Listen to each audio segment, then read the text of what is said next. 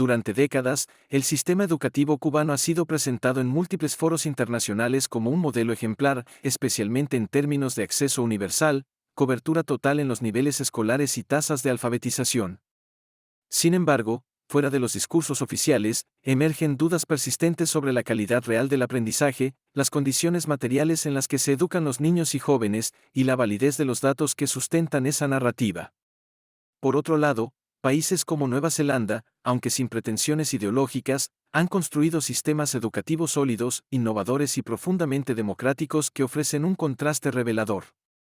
Este artículo explora en profundidad las diferencias sustanciales entre el sistema educativo cubano y el neozelandés. No se trata de una comparación superficial de indicadores, sino de una exploración del fondo pedagógico, político y social que moldea lo que entendemos por educación en ambas naciones.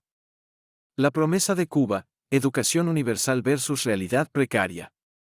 Desde el triunfo de la revolución en 1959, el gobierno cubano hizo de la educación una prioridad. Se erradicó el analfabetismo, se garantizó la escolarización gratuita en todos los niveles y se construyó una narrativa que presentaba la educación como uno de los mayores logros del sistema socialista. La participación de Cuba en las evaluaciones del Laboratorio Latinoamericano de Evaluación de la Calidad de la Educación, YESE, organizado por la UNESCO, reforzó esa imagen. Los estudiantes cubanos obtuvieron buenos resultados en áreas como matemáticas y lectura en comparación con otros países de la región. Pero hay una pregunta que va más allá de los puntajes: ¿qué significa educar? ¿Y cuáles son las condiciones reales en las que aprenden los estudiantes cubanos? La realidad en las aulas cubanas es dura: escasez de materiales escolares, falta de recursos tecnológicos, deterioro de la infraestructura, estudiantes que llegan a clases sin desayunar y maestros mal remunerados que, en muchos casos, han abandonado las aulas buscando formas más dignas de sobrevivir. Las familias cubanas sobreviven con ingresos mensuales que rondan los $20 a $30 en el mercado paralelo, la única referencia realista para medir el poder adquisitivo popular, lo que hace muy difícil garantizar ropa, zapatos, cuadernos, lápices y una alimentación adecuada para los hijos.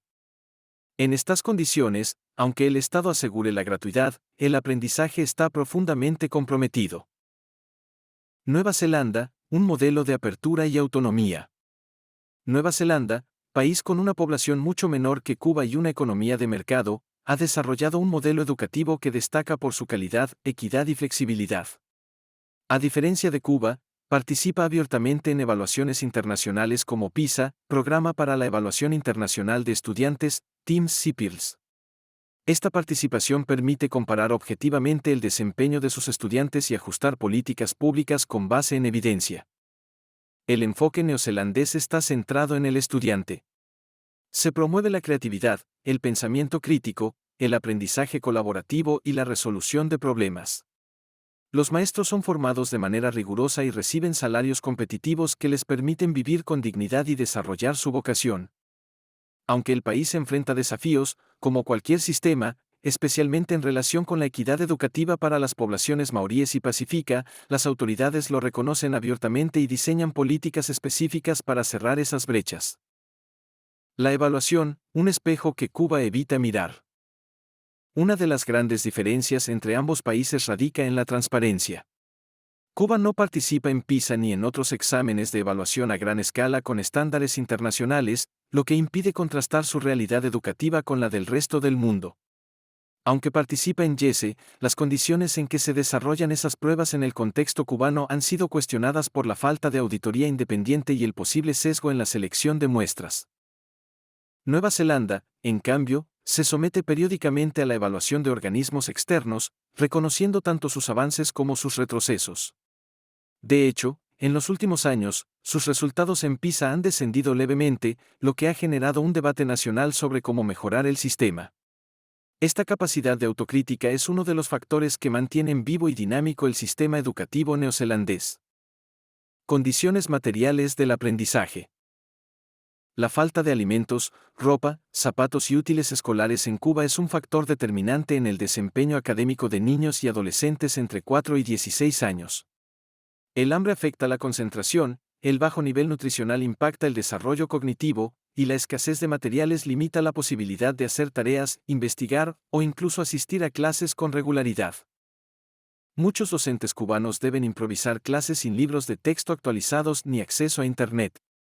Además, la ideologización del contenido curricular hace que muchos temas se aborden desde una perspectiva política cerrada, donde el pensamiento crítico es desplazado por el dogma. En contraste, en Nueva Zelanda los estudiantes suelen tener acceso a dispositivos tecnológicos, bibliotecas bien equipadas, programas de alimentación escolar y apoyo psicosocial. Las escuelas son espacios seguros, limpios y adaptados a las necesidades del siglo XXI. ¿Es equitativa la educación cubana?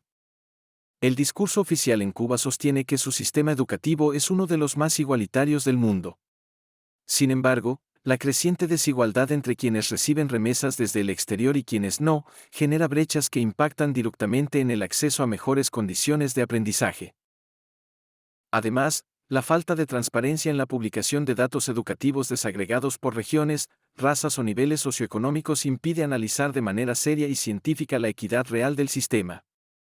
La idea de que todos somos iguales en Cuba funciona más como un eslogan que como una realidad comprobable. En Nueva Zelanda, aunque existen desigualdades estructurales, como en cualquier sociedad, estas son objeto de políticas públicas específicas, transparentes y debatidas en foros abiertos. El gobierno reconoce los desafíos y destina recursos para superarlos. ¿Qué significa educar? La diferencia filosófica. En última instancia, la diferencia más profunda entre ambos sistemas es de carácter filosófico. En Cuba, la educación es entendida como un instrumento del Estado para formar ciudadanos leales al sistema. Los contenidos están filtrados ideológicamente, la crítica al gobierno está prohibida en el aula, y el modelo pedagógico promueve la memorización y la obediencia. En Nueva Zelanda, la educación se concibe como un proceso de desarrollo integral del ser humano. Se promueve la libertad de pensamiento, el respeto a la diversidad cultural y lingüística, y la autonomía del estudiante como agente activo de su aprendizaje. El conocimiento no se impone, se construye. Conclusiones. Comparar el sistema educativo cubano con el neozelandés no es simplemente contrastar cifras, es enfrentar dos visiones del mundo. La cubana, centrada en el control estatal, el adoctrinamiento y la negación de los problemas estructurales. La neozelandesa, enfocada en la apertura, la autocrítica y el desarrollo libre del individuo. No se puede negar que Cuba ha logrado hitos importantes, como la erradicación del analfabetismo o la cobertura universal. Pero esas conquistas se desdibujan cuando se analizan las condiciones materiales, la falta de libertad pedagógica y la imposibilidad de contrastar los datos de manera objetiva. La educación de calidad no puede medirse solo por el acceso. Se mide por la capacidad de formar personas libres, pensantes, solidarias y capaces de enfrentar los desafíos del presente y del futuro. En ese sentido, Nueva Zelanda, con todas sus imperfecciones, está a años luz del modelo cubano. Educar no es solo enseñar a leer y escribir. Educar es formar ciudadanos. Y para eso, hacen falta libros, sí, pero también libertad.